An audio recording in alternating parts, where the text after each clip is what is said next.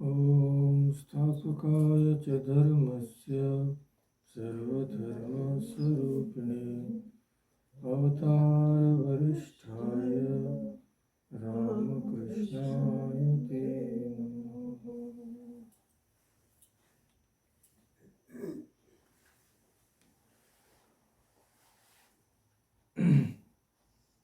So as you know, we'll be carrying forward our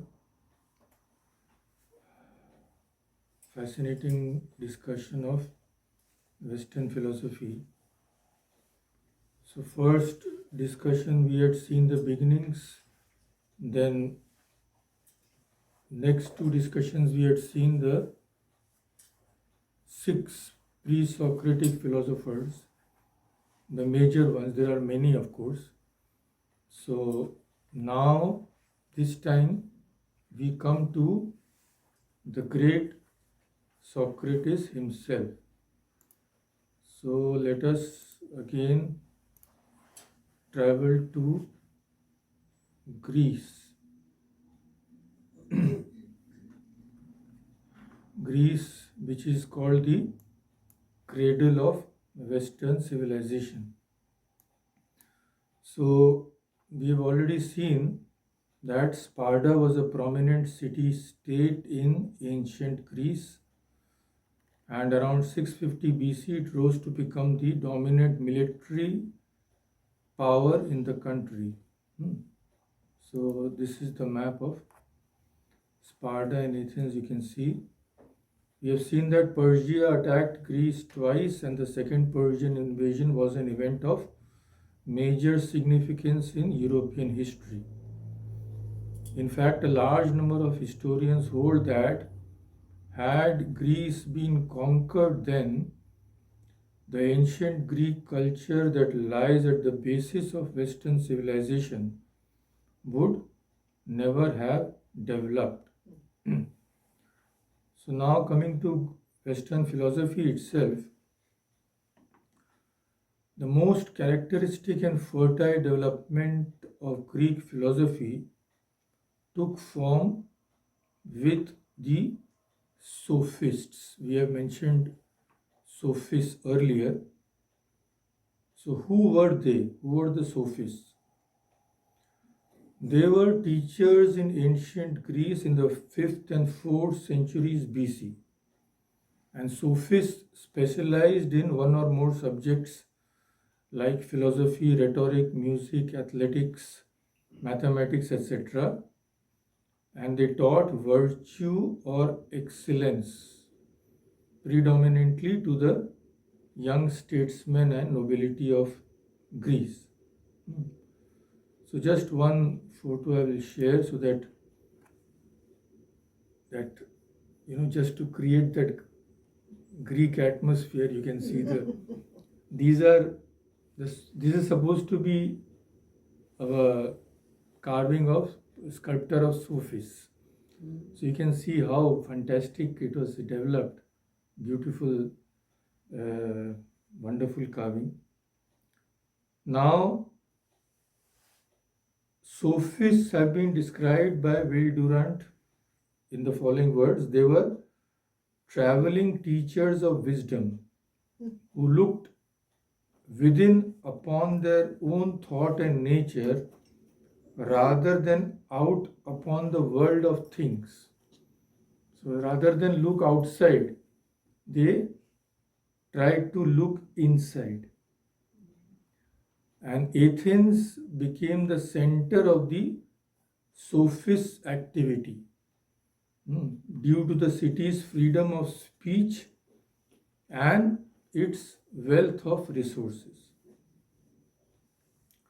So why I have mentioned sophists in such detail is because today we shall study the life and teachings of the great man who has been classified as a sophist. But infinitely more important, he is credited as being the founder of Western philosophy. That is the thing. So I quote, I'm not mentioning the sources because I've taken from so many places, consulted many websites, etc., and books. But the majority of the quotations will, of course, be from the one and only Will Durant. So, 2400 years ago, a man tried to discover the meaning of life.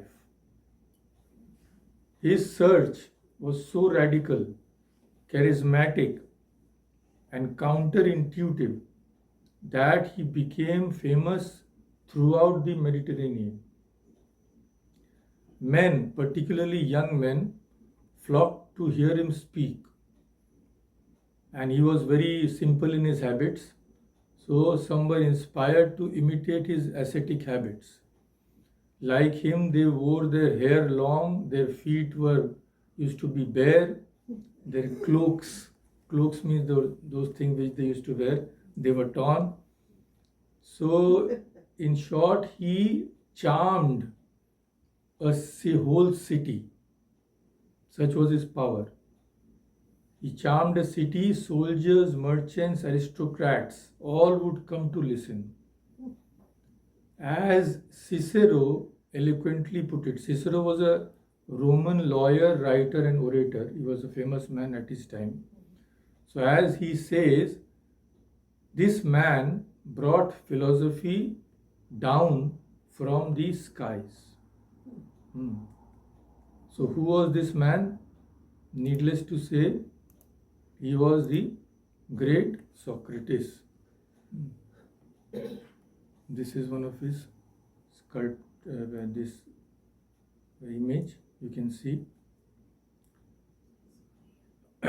So I again quote as an introduction to Socrates. Socrates remains as he was in his lifetime. Even today, he remains an enigma, an inscrutable individual who, despite having written nothing, is considered one of the handful of philosophers who forever changed how philosophy itself was to be conceived. Just imagine. His influence has been felt far beyond philosophy itself and in every age.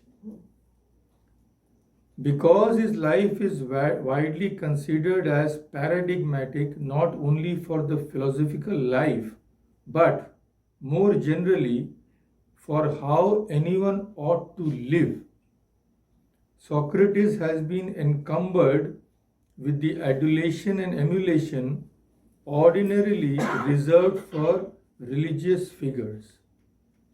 He is almost revered as a saint. Strange for someone who tried so hard to make others do their own thinking, and for someone convicted and executed on the charge of irreverence towards the gods. Certainly he was impressive, so impressive that many others were moved to write about him, all of whom found him strange by the conventions of 5th century Athens, in his appearance, personality, and behavior, as well as in his views and methods.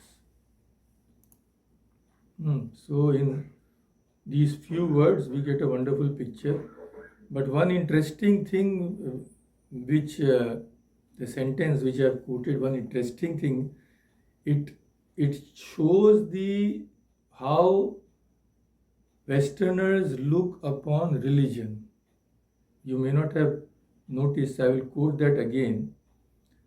See, here he says Socrates has got the adulation reserved for religious figures. Then he says, that is strange for someone who tried so hard to make others do their own thinking. So what he means to say is, religious figures don't encourage people to do their own thinking. So this is the view of religion, but that is completely misplaced. Hmm. Who says that religious persons don't try to make us do our own thinking? Not at all. All the saints have told us to examine, hmm, to use our intelligence, to see what the world is all about. Nobody has told to believe them blindly. Hmm. So this is a strange sentence which was there, but I have just quoted as it was. So Socrates was the speciality. What was his main speciality? He was among the first moral philosophers, as they were called. Moral philosophers. So what is moral philosophy? It is a branch of philosophy that involves systemizing, defending, and recommending concepts of right and wrong behavior. What is morality? Morality is being right. So we have to know what is right behavior and what is wrong behavior. So there has to be a framework which will tell us this is right, this is wrong. So those philosophers which systemized, defined these values of life, they were called the moral philosophers, so to say. And Socrates was among the first. So we have seen that Socrates exerted a strong influence on philosophers in later antiquity also, and has continued to do so even in the modern era. Interest in Socrates continues unabated, as reflected in the works of some comparatively modern philosophers like Nietzsche and all that. Nietzsche is a well-known German philosopher. And depictions of Socrates in art, literature, and popular culture have made him a widely known figure in Western philosophical tradition. So wonderful paintings exist, which I will share with you some of them. It's unbelievable. There such beauty in paintings and sculpture in Greece. So just show you one or two. There are many. There is no time for.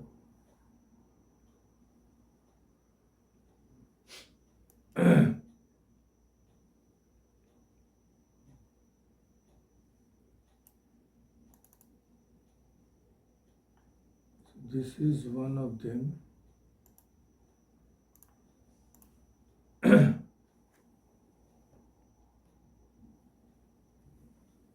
See, such a wonderful painting. So here, the bearded man is supposed to be Socrates. And he is advising one person. So who was supposed to be a famous person of Greece at that time. So it is unbelievable. I mean, these details you can see here, such beauty. And another painting I will show, which shows Socrates with Plato.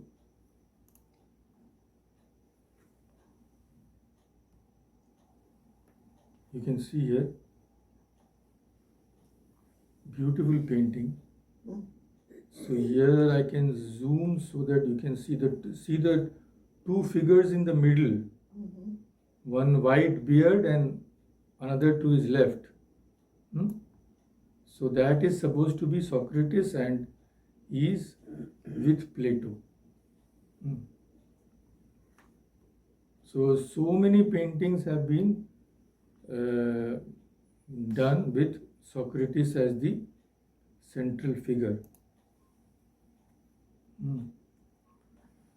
So his depiction in art, literature, and popular culture has made him so widely known. And some wonderful paintings about the death of Socrates, which we will see later when at the end. Now, a little about the life of Socrates.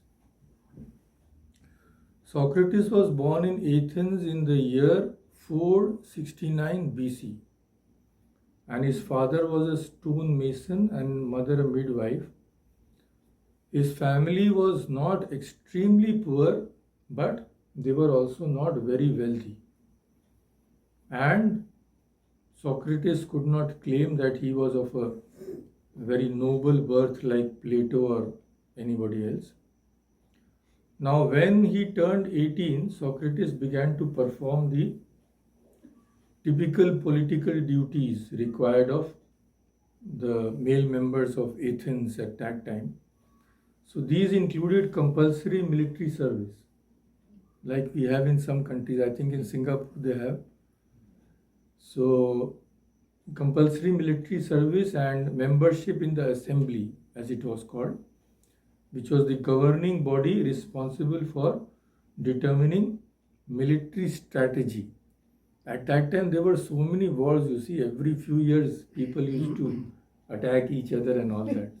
Yeah. So, this much about his young days and about his appearance.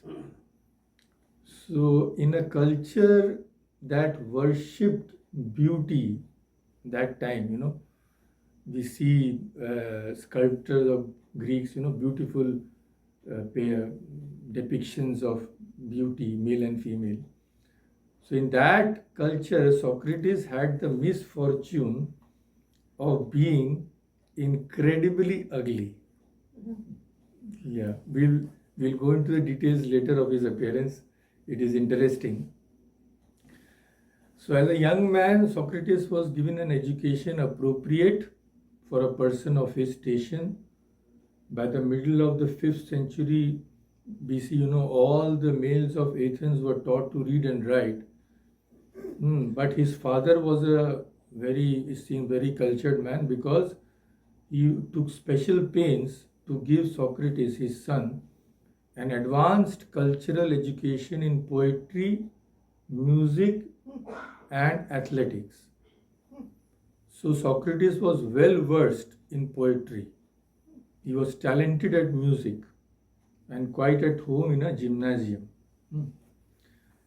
And in accordance with the custom, then his father also taught him some trade. But Socrates did not labor on the trade on a daily basis, we know that. Rather, he spent his days in what is called the agora. We will see some pictures later, which was called the Athenian marketplace. Where people used to frequent, what we, hill stations, what we call the mall, big. Now, of course, mall means all these shops and all, but earlier, when we used to go to Darjeeling and all, they had those malls. So, a big meeting place where everybody used to go. So, Socrates would be there, and he would be seen asking questions of those who would speak with him. And he was a family man. Socrates was married and he also had a son. And he was a valiant fighter. He was a very brave person.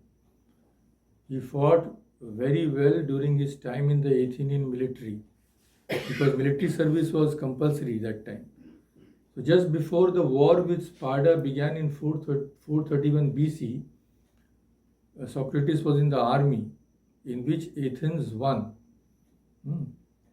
So that was in 432 BC. 431 the war with Sparta, and in 432 he is supposed to have saved the life of a famous Athenian general. He also fought in 2 battles, which were in 424 and 422 BC. But both these battles were defeats for Athens, unfortunately, but he fought. So we know that, we have seen that Socrates was a very strange person. And his popularity is partly because of that.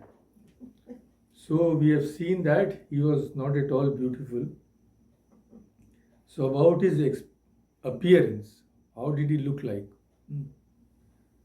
So the extant sources agree that Socrates was profoundly ugly and resembling not at all the statue statues that turned up later in ancient times and now which grace the covers and books and all that. Not at all. So I am describing his appearance. I am quoting.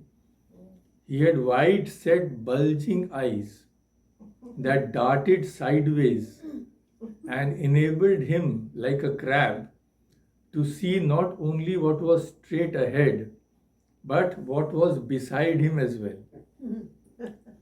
A flat, upturned nose with flaring nostrils and large, fleshy lips like an ass. So I'm just quoting, I'm not saying all these things, of course. Socrates let his hair grow long and went about barefoot and many times unwashed, carrying a stick and looking arrogant. He didn't change his clothes but efficiently wore in the daytime. And same thing he wore at night also. And even his gait, way of walking and all that, he was peculiar. So it is said that sometimes he used to walk in such an intimidating way that even enemy soldiers used to keep their distance from him. And he was impervious to the effects of alcohol and cold weather. He could drink as much as he liked, and cold weather did not bother him. But this made him an object of suspicion to his fellow soldiers on campaigns and all war campaigns. So this much about his appearance. So now, Bill Durant says, we know so little about him. I quote Bill Durant. We know so little, and yet we know him so much more intimately than the aristocratic Plato or the reserved and scholarly Aristotle. Because he was neither reserved nor of noble birth. He used to mix with one and all, Socrates. So across 2,300 years, we can yet see his ungainly figure, clad always in the same rumpled tunic, walking leisurely through the agora, undisturbed by the bedlam of politics, buttonholing his prey, gathering the young and learned about him, luring them into some shady nook of the temple porticos, and asking them to define their terms. So why this is said, asking them to define their term, we will see later, because he had a unique way of teaching. So why this he has said is very significant. So Agora, as we have seen, was a central public space in ancient Greek city-states. So I will show you so that we can have the feel of ancient Greece. In our minds, we should go to Greece. So this is the first photo.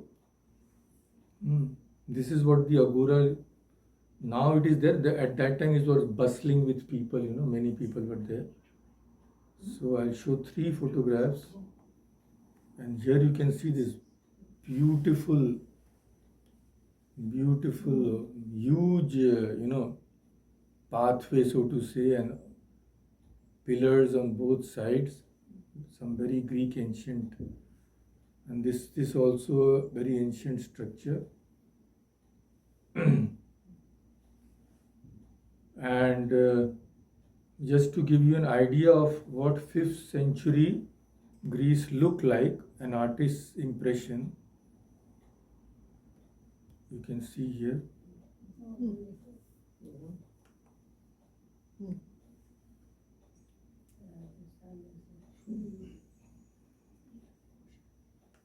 This is another photograph.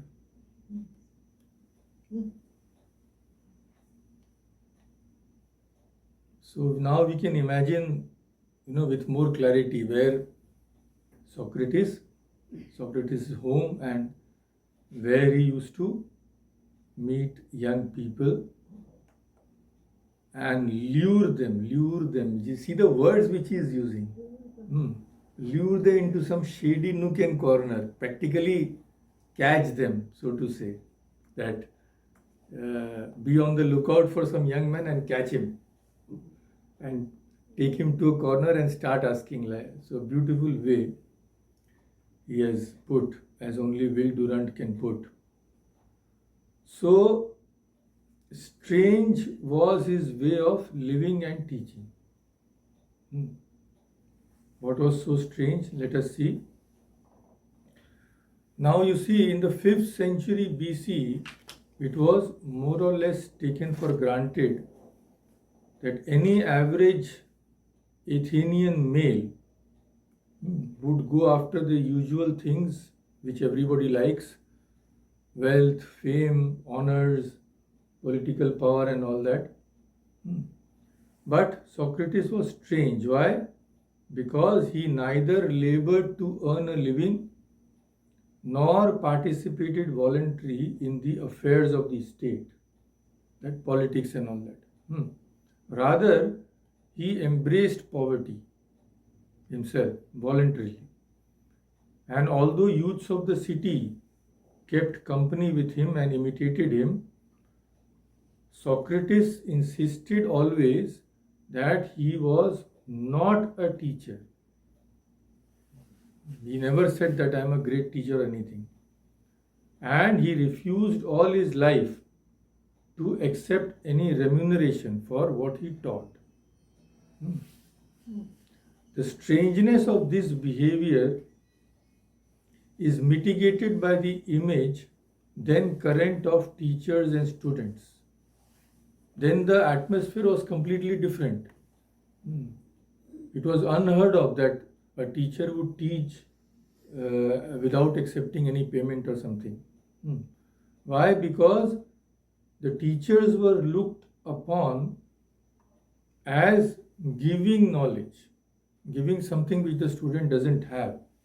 So the simile given is, the teachers were viewed as pitchers pouring their contents into empty cups that were the students.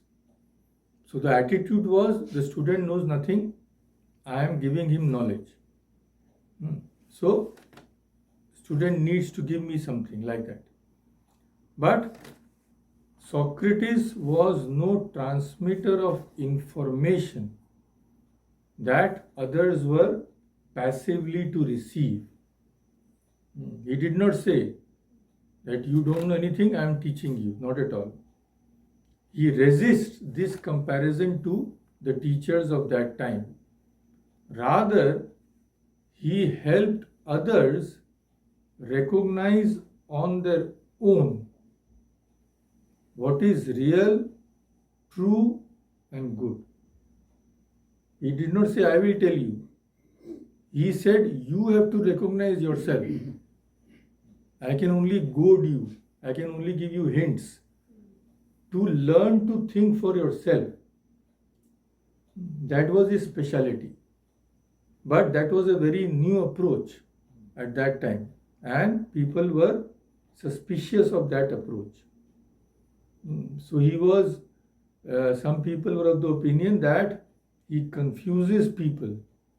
And he stings people. Stings means that he'll ask such questions that people will be forced to think. So as if Socrates was mocking them, so to say, but that was not his intention. So some people thought that rather than go to Socrates, because Socrates would give them the unpleasant experience of realizing their own ignorance. He will keep you asking questions about some topics on which you may be lecturing or something. And he will show you you don't know much about that subject. So people are afraid to go to him also, some people. So what was his method of teaching which had such effects?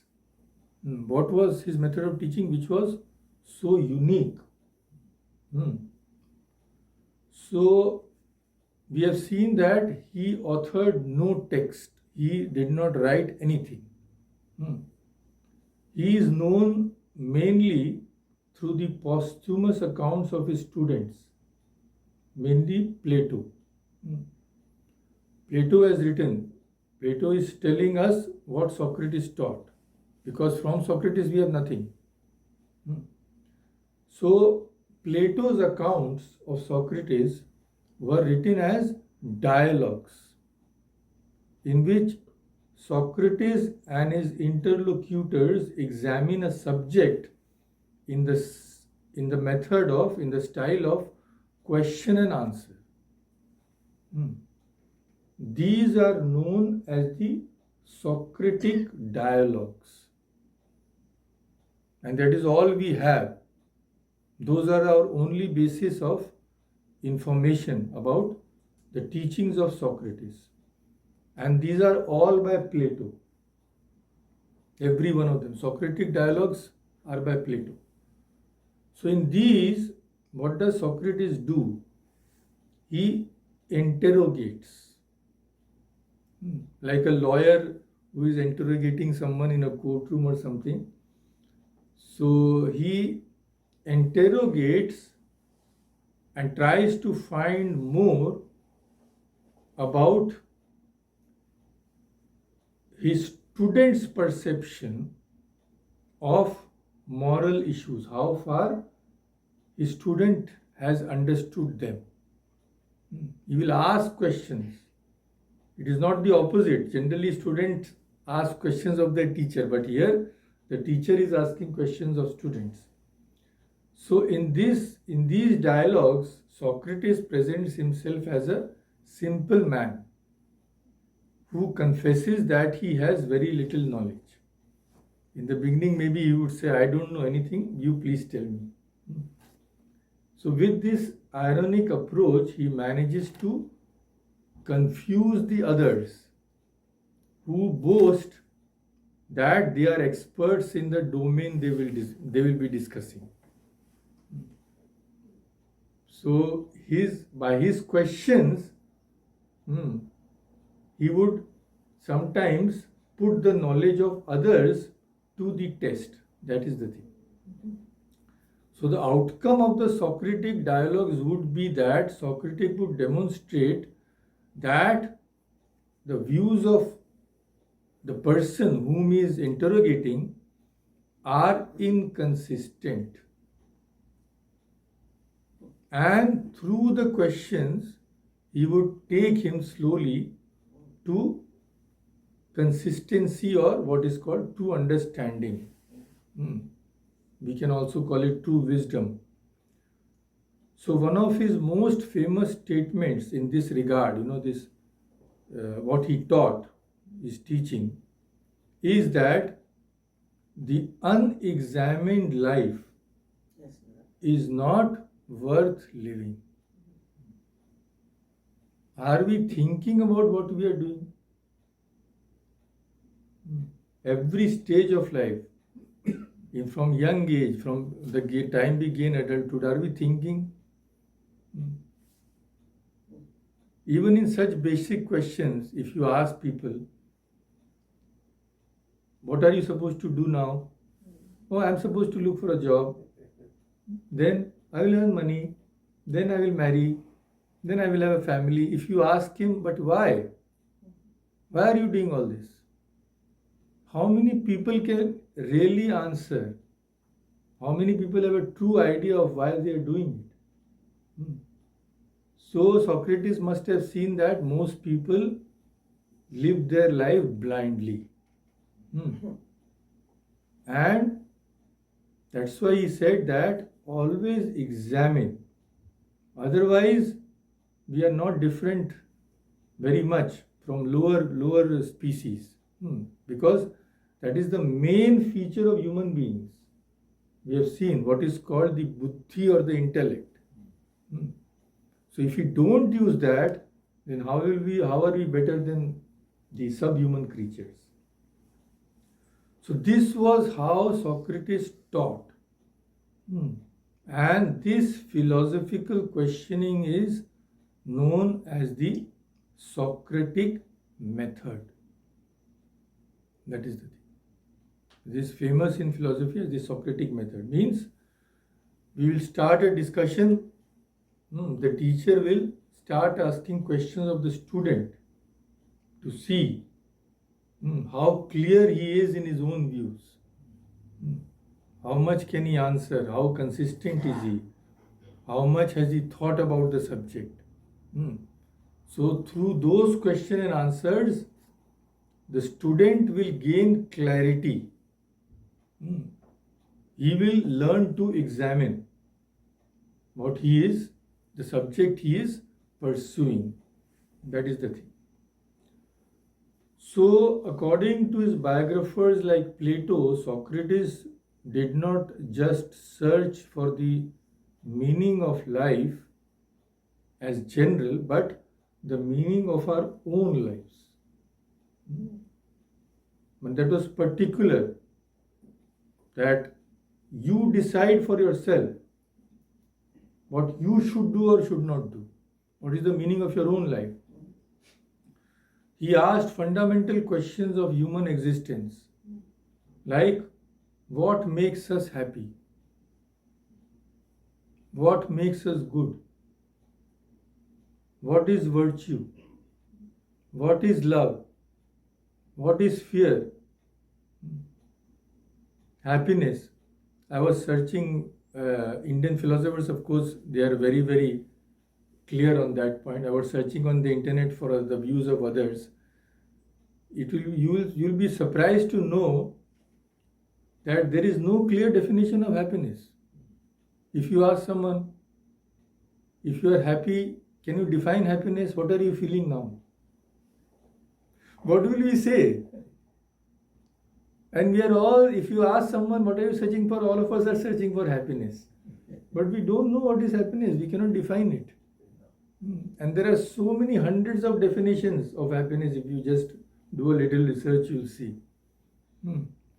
So Socrates began to ask those questions.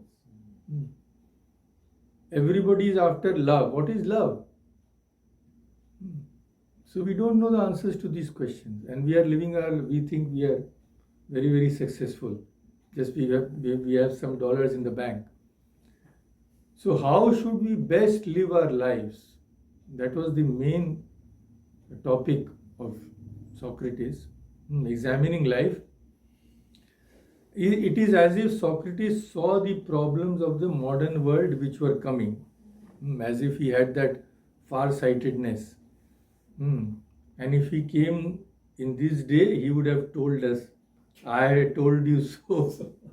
Yeah. So, and we know that the Athenian Agora was his teaching room. So, as if it is said that he would jump on unsuspecting passers-by, as one of his biographers record, as if he would be hiding in the shadows. If he saw some young person coming, he would jump and take him and start asking questions. So very interesting record by one of his biographers. I quote him. So he says that one day Socrates met a young man on the streets of Athens. Okay? Socrates asked that man, where can bread be found? Please tell me. The young man told, go here. There is a shop which will give you bread. Then Socrates asked him, where can wine be found? No problem. Go there. That is a wine shop. You will get wine. With the same pleasant manner, the sage, the Socrates, asked the young man again, and where can the good and noble be found? So the young man started thinking, puzzled. Then Socrates would say to him, follow me and learn. In this way, he would first show the man, first show that person that you don't know where is good and what is noble. If you want to, because when I asked you, you could not tell me. If you want to know, come with me. So many youths flocked to him for teachings and helped him to create Western philosophy. So why did he was greatly respected even in his own time? All his pupils revered him. Why did they do so? That's a very pertinent question here. Why did they? Because he had no political power, no wealth, no fancy clothes, no noble birth. Because in those days, those were the things. Like here now, also the same thing. It is same thing is there. Hmm. Dakshineshwar, that poor Brahmin, was known as the mad Brahmin. So who would go to him? So why Socrates? How did he gain the reverence? Now I will quote Will Durant. He answers this question, tries to answer this question. Perhaps because they liked best in him his modesty, the modesty of his wisdom. Why? He did not claim to have wisdom at all. He did not say, I know so much, I'll tell you. But he was someone who is seeking wisdom. He used to say, tell me, I want to know from you. So it was said that had pronounced him the wisest of the Greeks. He was known as one of the wisest people at that time.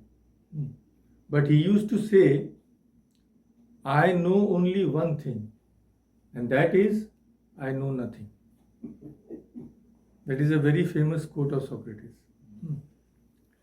So, Socrates says that philosophy begins when one learns to doubt. Because one doubts, then one examines. Doubt what? Particularly to doubt one's cherished beliefs, one's dogmas, one's axioms. Start thinking.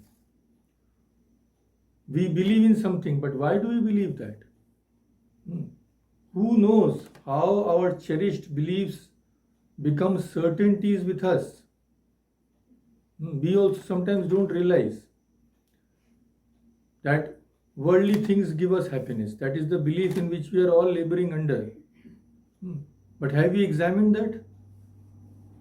If that was true, then those who have the maximum possessions would become the most happy. But that doesn't happen. So seeing all this also does not make us think. It does not start our search for something beyond. I'm just giving an example. So to doubt one's cherished beliefs, one's dogmas and one's axioms, who knows how these cherished beliefs became certainties with us, and whether some secret wish did not, so to say, secretly enter our hearts and clothe our desires in the dress of thought. So this is the language which he uses. There is no real philosophy until the mind turns around and examines itself. That is what Socrates taught. So his famous quote, know thyself. Know thyself. As the ancient sages, Eastern sages also say, what is called now self-realization. So we will not be able to finish it today. There are many other things which I think we can discuss. So let us end today. Next time what we will discuss is